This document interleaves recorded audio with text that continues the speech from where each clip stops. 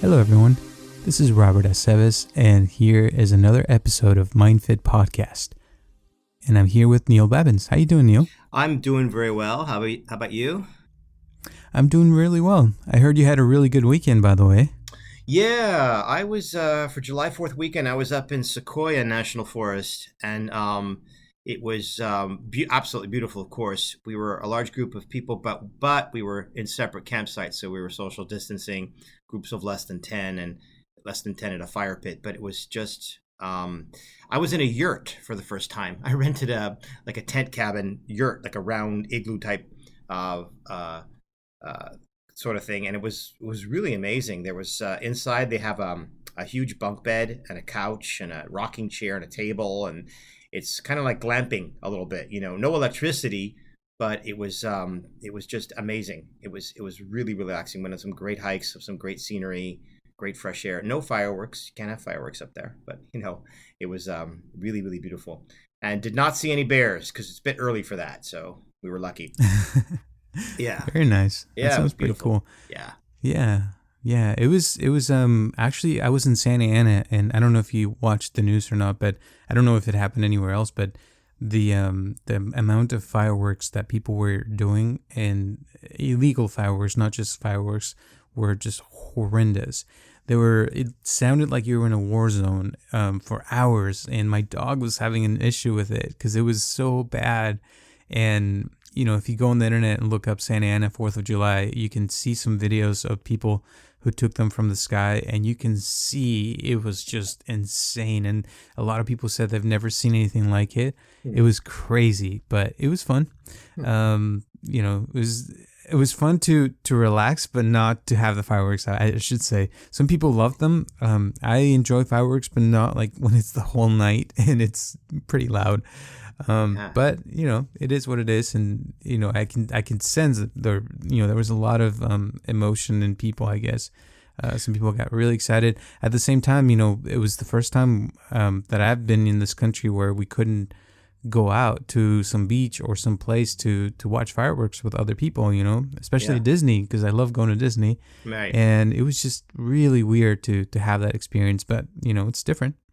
Yeah, I mean, we can't have gatherings in large groups, so there's no, convening for fireworks. So you're hearing popping all over the place, like all over the San Fernando Valley, and I've heard all different locations of Southern Cal. You're hearing like pop, pop, pop all over the place. It's like people are letting fireworks go in the backyards, almost everywhere you go. I hear it here all the time. I still hear it, and it sounds like a gunshot or something like that, but it's just somebody letting off a firework in the middle of the day sometimes too. I'm like, I don't see the point in that, but okay, I'm like, all right. Yeah. Just Yeah. get out of your system, I guess. Just be careful. I don't. Yeah, it's just interesting. When you Yeah. when you lack people's when you take away people's opportunities for social interaction, what people will have to do. Speaking of which, Yeah. yeah, yeah. Yeah, speaking of which, so today we're going to be talking about social media and the advantages and disadvantages of social media, and how does it affect our mental health. So it's really to me, I've been really studying the whole programming thing about algorithms and how they work, and it's really interesting to see how Facebook and Instagram and Twitter, they use all the psychology to keep you coming back, and they use those algorithms to keep you interested. And the more you go in there, the more they know about you, and they record everything that you do, what kind of posts you like, what kind of posts you don't like, and then they use that information to send you more of the things you love. And so you start feeling great every time you go on there, and so you end up going and going and going, and before you know it, you've spent years of your life on the internet.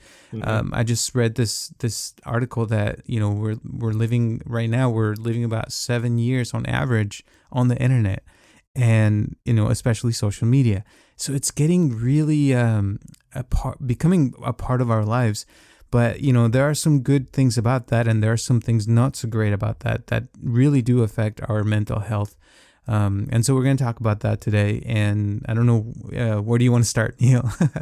Well, you're absolutely right that we're spending more and more time on the internet, especially now. It's exacerbated because we don't have the outlets to do anything else. So a lot of people who previously did not spend as much time on social media, I find are spending more. So if I post something on the internet now on one of the social media outlets, I'm finding I'm getting more likes, more comments, more people gravitating toward it than typically they would before, because people are just confined to that more so than ever before. But even in general, you're right, the algorithms that they record creates a sort of a addictive cycle of us coming back to it and coming back to it. But there are positives and there are negatives, and I think we should cover both sides. And positive aspects of social media continue to be that it's a way to stay in touch and communicate with family and friends, especially people who live far away. Borders are now closed, so you cannot have as much mobility, and anything from FaceTime to Skype to social media video chats. It's a way to actually keep in touch, just to connect with friends, with acquaintances, family. People search for jobs on the internet. People research jobs on the internet. People work on the internet remotely now more than ever before. You could find new friends and new communities, things that you're interested in. From everything from, as a therapist, I often recommend support groups and online groups to people. And now I don't even have to worry where that person is. If they're located in San Jose, if they're located in Los Angeles, if they're located in San Diego, it doesn't matter. I just post. It doesn't even matter if it's in California. I mean, there could be some regulations about that. I could just say I'm looking for a support group for somebody, age 35, whatever, and I'll get all kinds of recommendations from all over the country, sometimes over the world. You can promote worthwhile causes. So if you have a project or a podcast, that you want to do, or you have an idea or a concept, there's ways to post it to millions of people at one time. It allows you to raise awareness for yourself and others on important issues, express your opinion, share opinions, seek emotional support during tough times. It's an outlet for your creativity. People could write blogs, articles, post their sculptures, post their paintings, just get the word out there, and hundreds of people can see it, or thousands at one time. And it's a great way to discover information. I mean, if I want to know, particularly now, if a campsite is closed or if a hiking trail is going to be available, there are some hiking trails actually in Los Angeles now that you have to reserve to go on. I didn't even know that, because I hike a lot.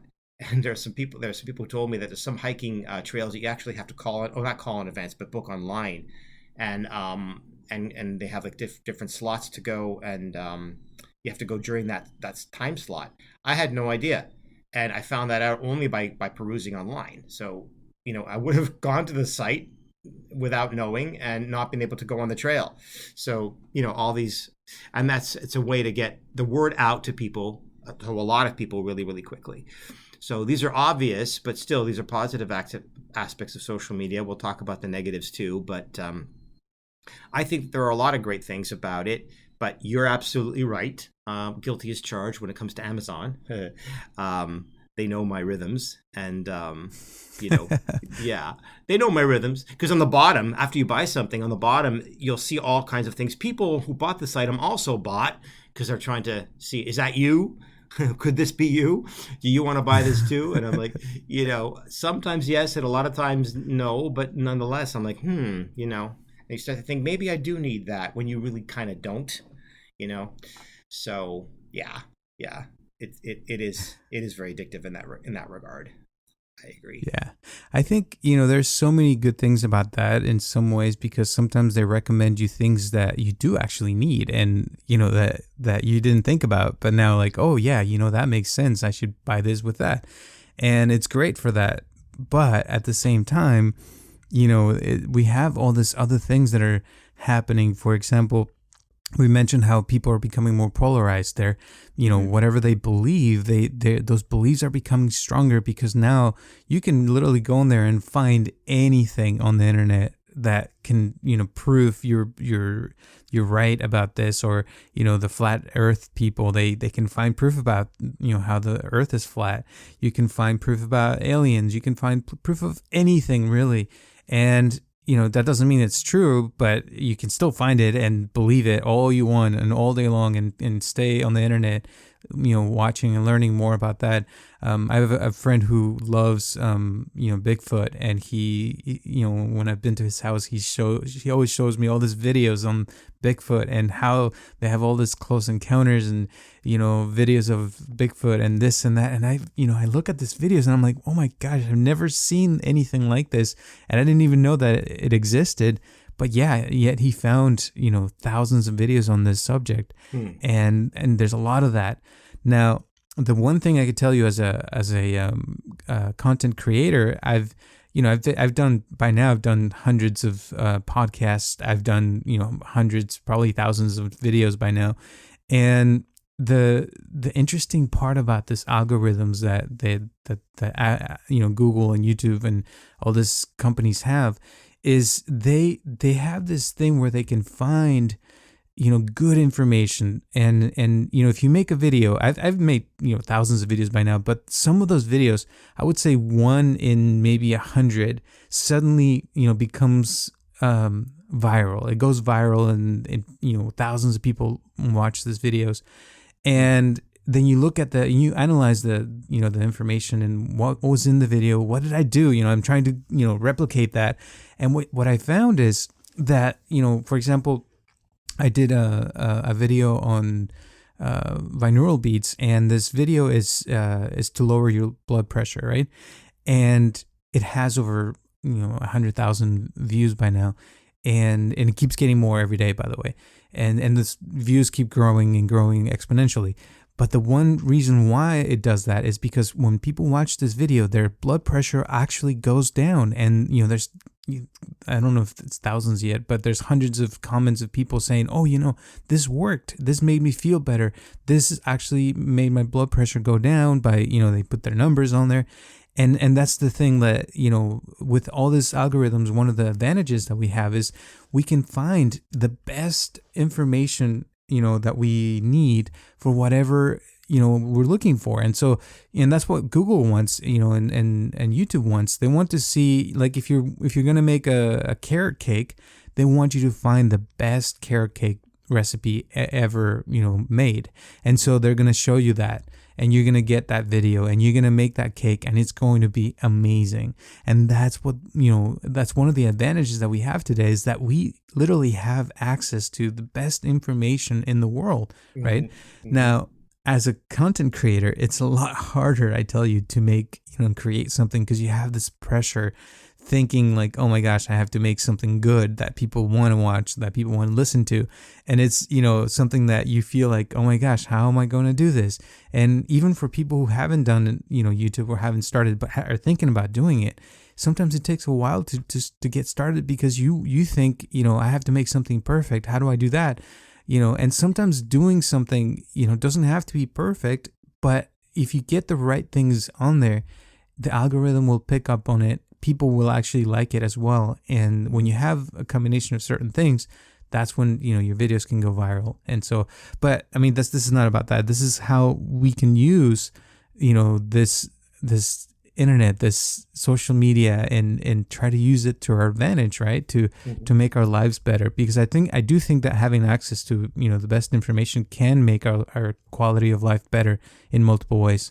I don't know what you think about that. Well, yeah, and that is true. And there's a counterpoint that people have brought up to me as well, that, sometimes, not to mention specific companies, but you'll have something that's highlighted, a certain website or a certain item or a certain purchase or a certain, site or collection of videos or YouTubes or whatever it may be, or recipes, as you said, that are presented to the public as being the ones who are the most popular, and the ones that are the choice of that company, or the ones that are, highest rated, when actually there's, not to be cynical, but there's been, there's been word that some people actually pay for those spots. You know what I'm saying? So it's, oh yeah, got to be careful on the internet, because when they say, oh, this is the best, highest rated recipe, et cetera, this is the best product for what you're looking for. What do you mean by best? Best in terms of somebody was able to grab that spot, because sometimes the algorithm, yeah, it does accumulate what you do, and does have a certain, mathematical equation as to what you do, but also there is some influence from the outside, from third parties as well. So I've heard, that influences what you see, what pops up when you do a search.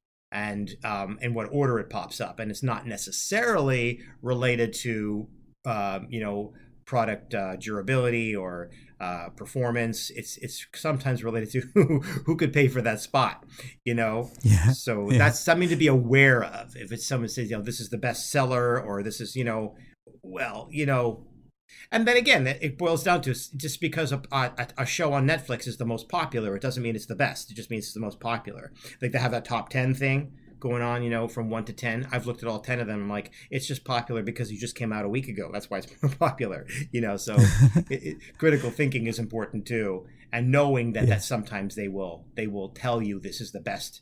And, you know, you have to still decide. So the objectivity versus subjectivity, you know, that's something you also have to be aware of when you're perusing the internet, so to speak, and looking for information. That's what I would add to Yeah. that. Yeah, yeah. Yeah, and that's, I think that leads to fake news too. You know, there's so much more capability to have fake news on there, because you know you're browsing through your Facebook and then suddenly you see something that is related to what you like or enjoy, and like you said, you know, they could tell you this is the best, and somebody might have paid for that, or they could have used, you know, multiple techniques to make it sound like perfect or make it sound good, and then you order something on the internet. I'm sure you've had this before, where you know it looks great on paper, but then you get the actual thing at home and it's like tiny, or it's not, you know, what it Yeah, looked like. And yeah. so, you know, I think that happens a lot too with the news. Like we, you know, I think Twitter is actually working on that, because there's so many, and you know, same with Facebook and all of them. They're trying to figure out a way to let us know that what we're looking at is not real, that is fake news. This had a huge impact during the election last year, and so Hmm. last a few years ago. And you know, it's becoming a thing where, you know, there's so much false information out there that people are actually believing. I've had so many clients call me and, you know, yell at me and tell me that, you know, that why didn't I tell them about how coronavirus is, you know, something that was man created, and that they're using it to kill people, or you know, that the 5G towers are actually causing it, and all these different things that are just, oh my gosh, you know, this is not real. This is just someone made some video, make it look really good and believable, and then you're believing it by watching it. But you know, you got to look at your sources and try to, you know, go deeper and try to figure out if what you're looking at is real or not. And you know, that's one of the disadvantages of all this social media, because they are getting really good at that, you know. Yeah.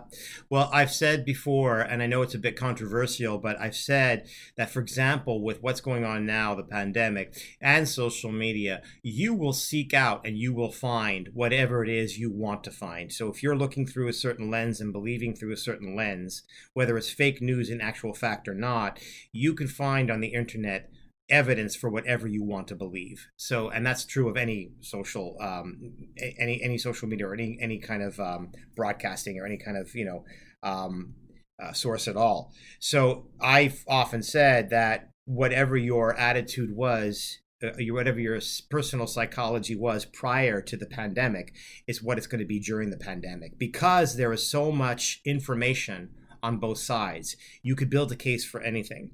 You could build a case for anything. There's ways to distort facts, both on social media, and distort it in your own mind. So whatever level, whatever you were coming from before, is pretty much where you're coming from now.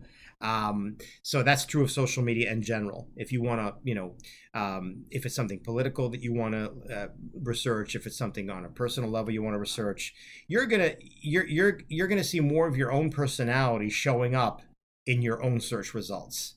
So it's not as objective, I think, is an important point about social media. It's not as objective as we think it is. Let me research information. Let me punch in a search in a search engine, and it'll come back with objective data.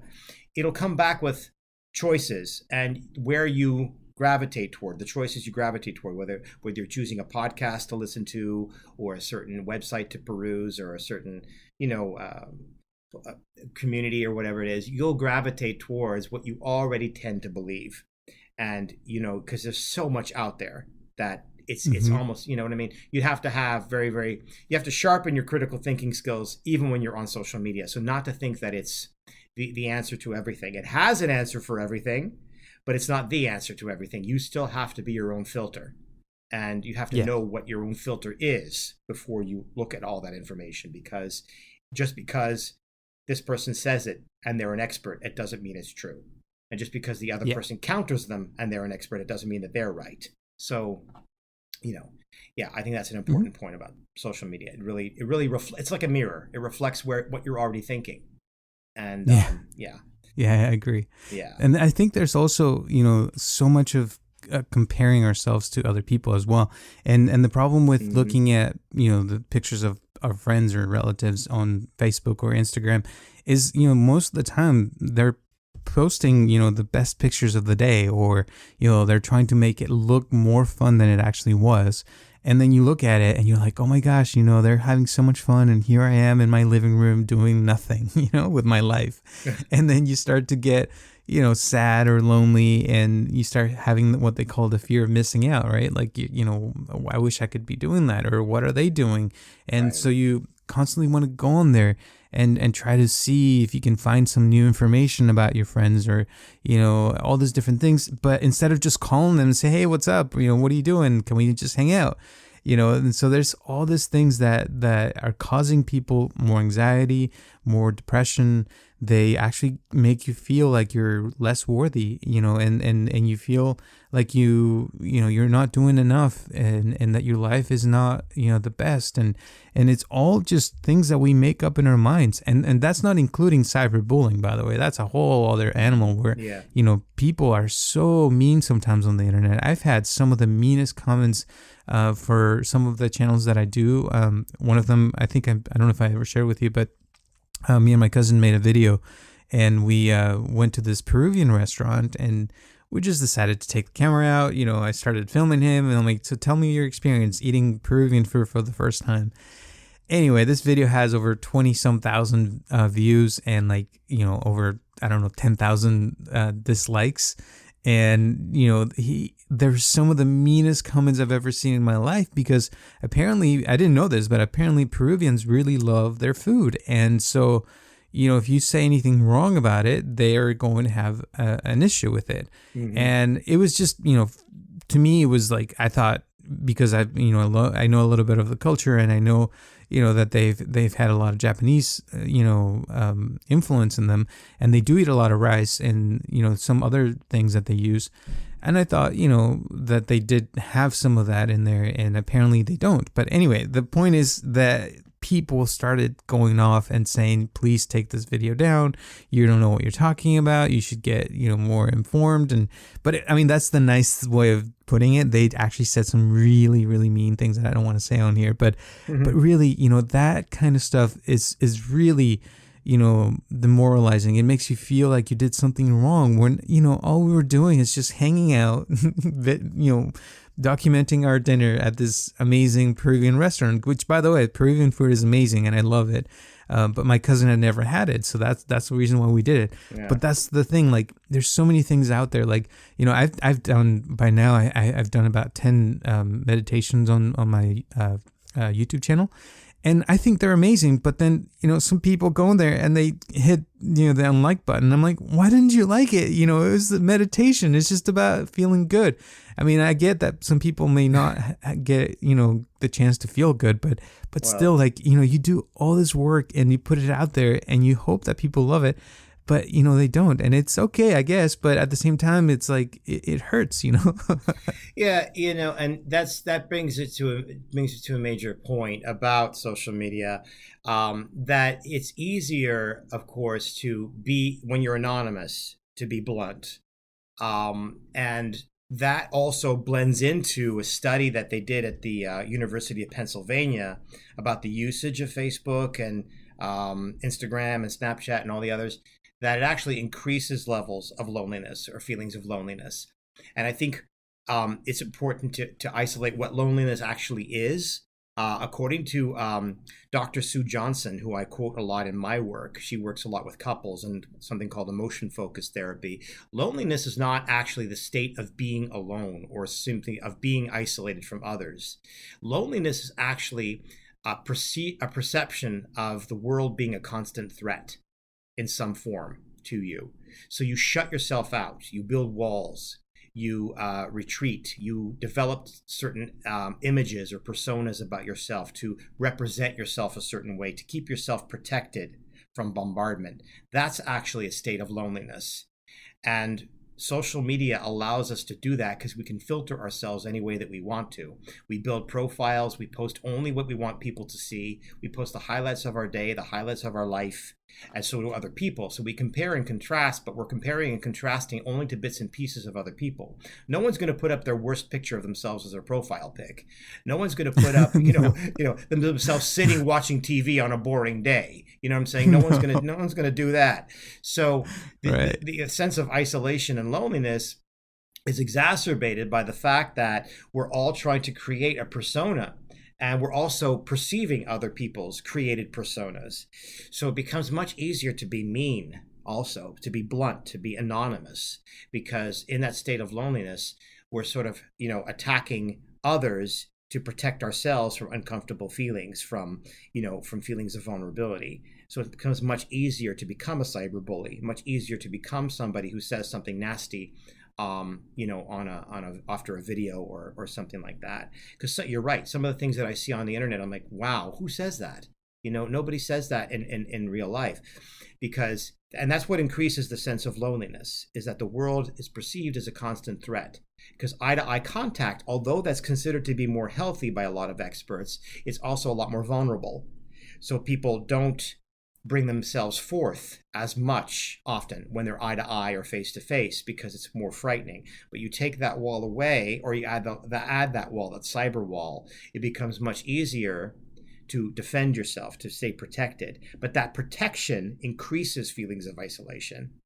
So it's a give and take. To be social for a lot of people is really vulnerable, but that vulnerability is still, oftentimes can be something that you need to walk through. But when you're behind a cyber wall, you don't really need to be vulnerable, and even when you are vulnerable, you get to edit your vulnerability and then post it, So that actually increases feelings of isolation. So I think it's a really important way to look at loneliness. It's not the state of being alone or the state of being in isolation. It's the state of perceiving the world as a constant threat.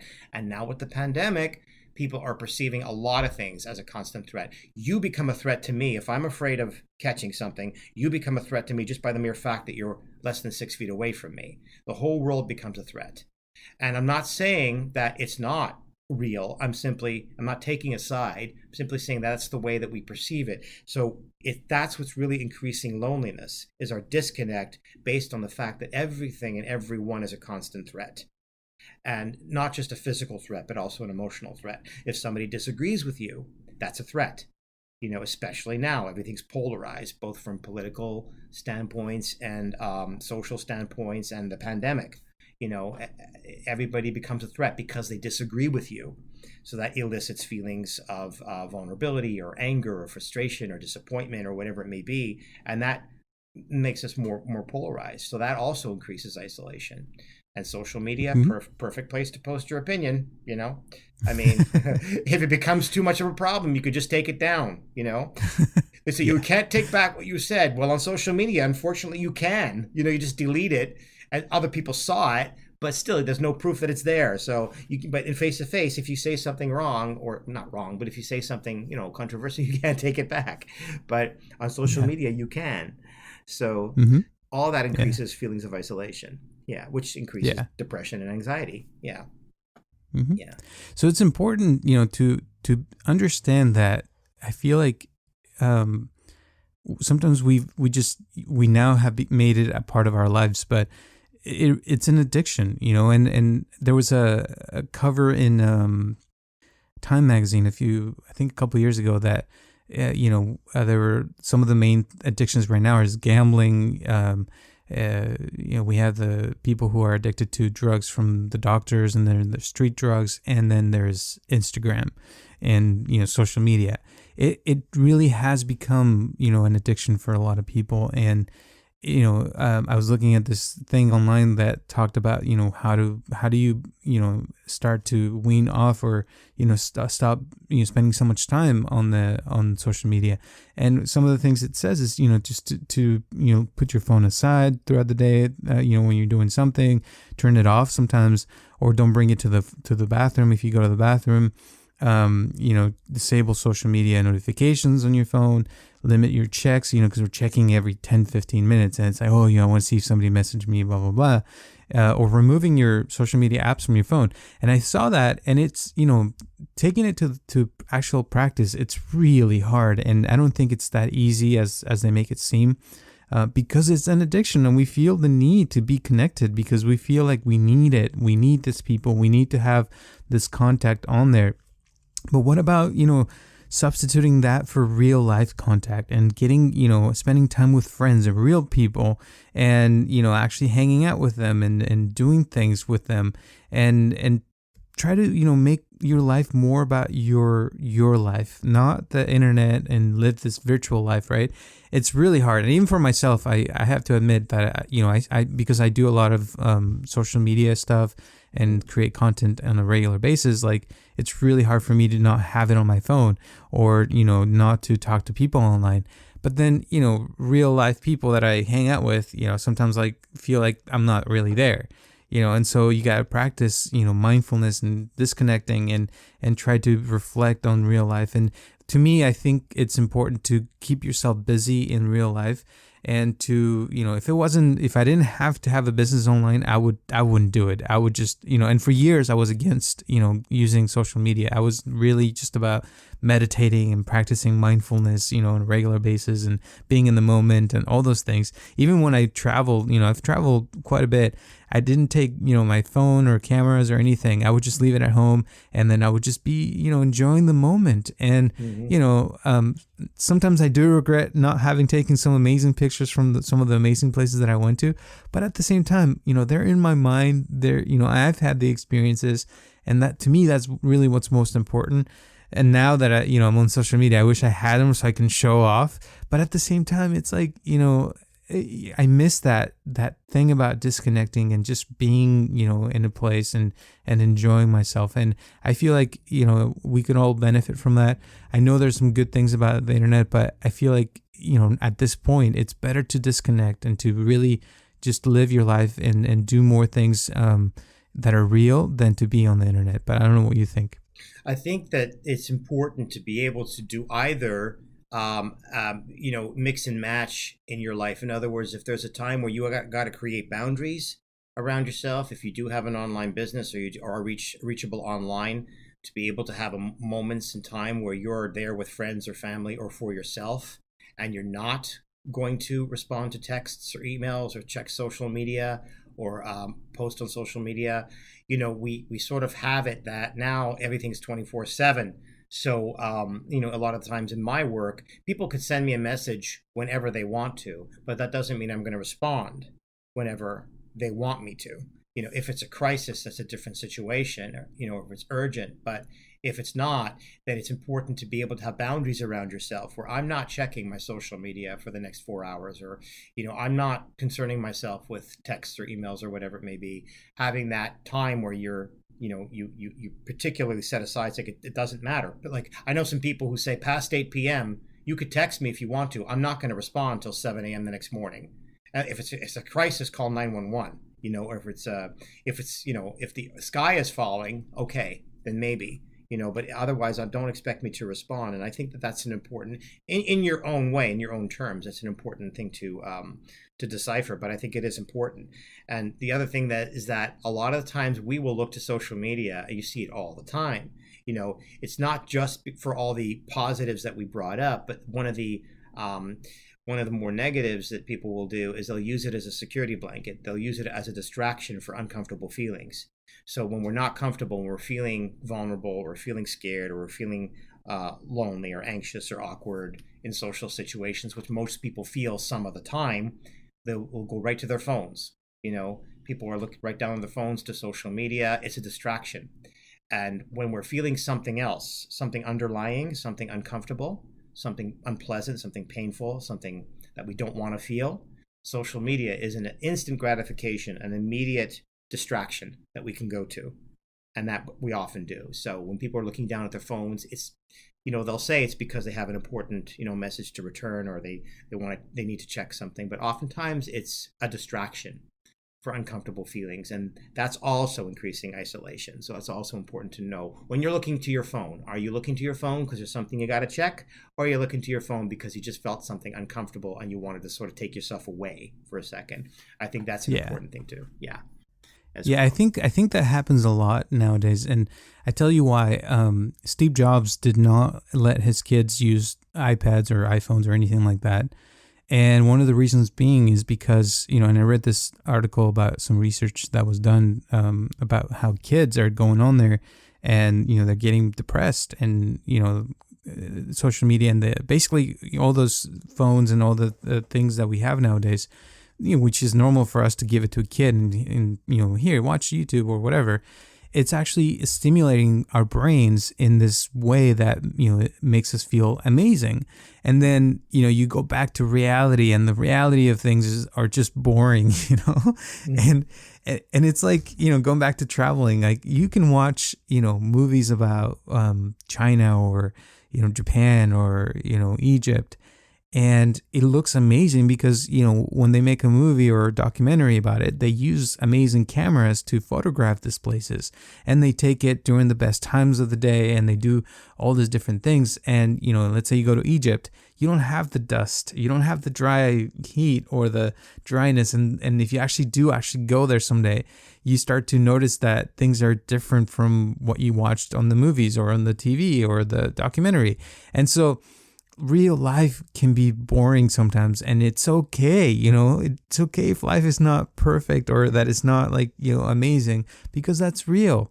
What's not real is what we have on this social media, what we see, perfect faces, perfect bodies, and we're bombarded on a regular basis with all this perfection, right? And we're looking at this amazing life, and it's like, our lives are not like that, because that's normal. Normal is not perfect. Mm-hmm. Normal is unperfect. And that's the thing that sometimes it's hard to understand. And, it could be as simple as when you're waiting for the bus or waiting for someone at an office or something.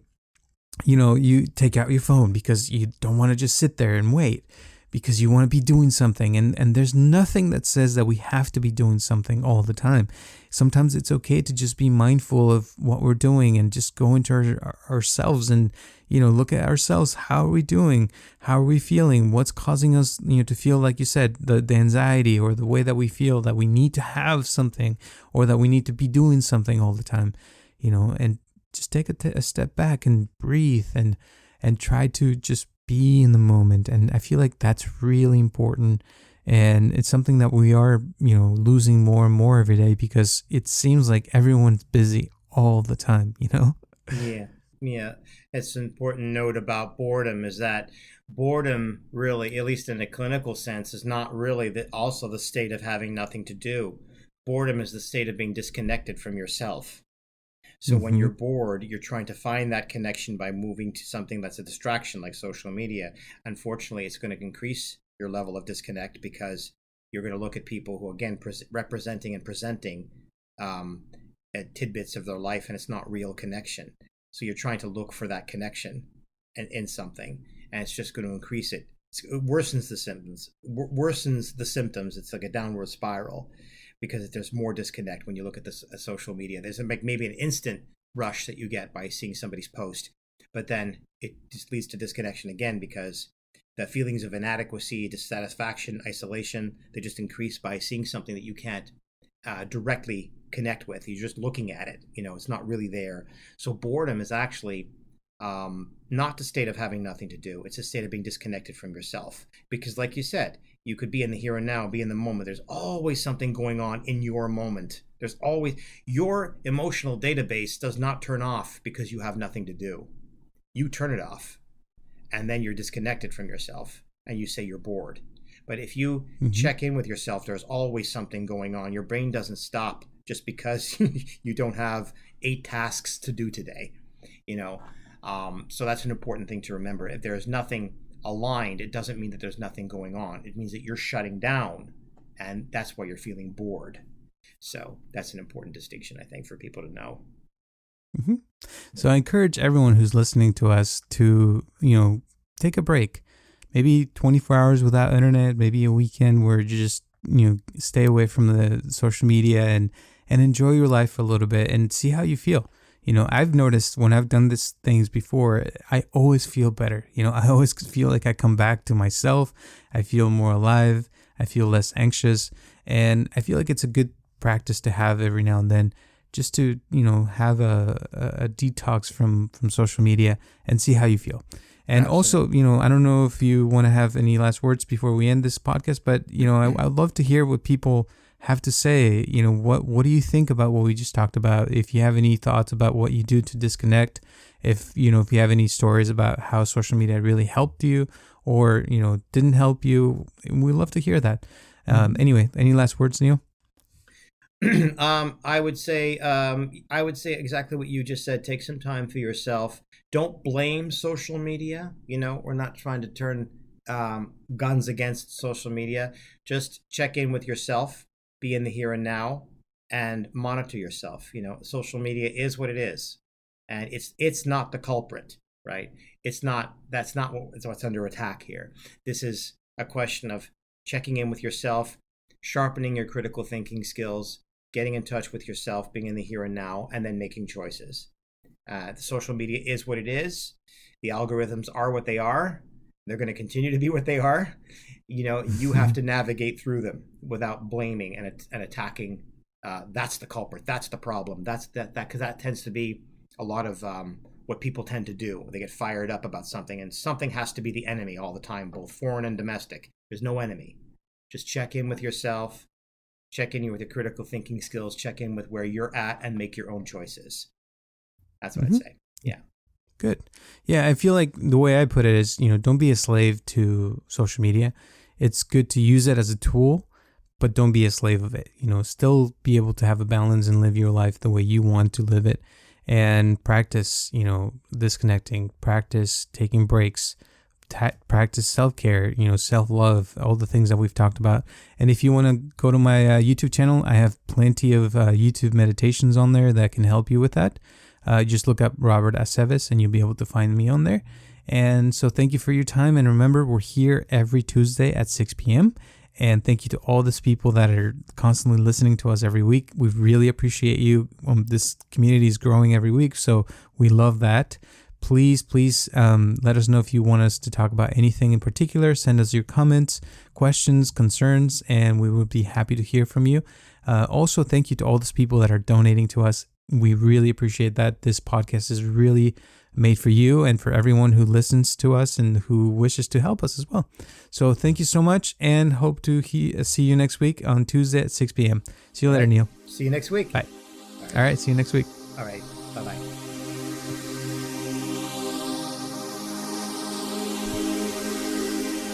This podcast is brought to you by MindFit. Please help us to share this podcast with your friends and family to grow this community. And if you'd like to donate to this podcast, or if you'd like to share your comments, questions, or concerns, send them to mindfitpodcast@gmail.com, or you can call us directly at 714-328-4661.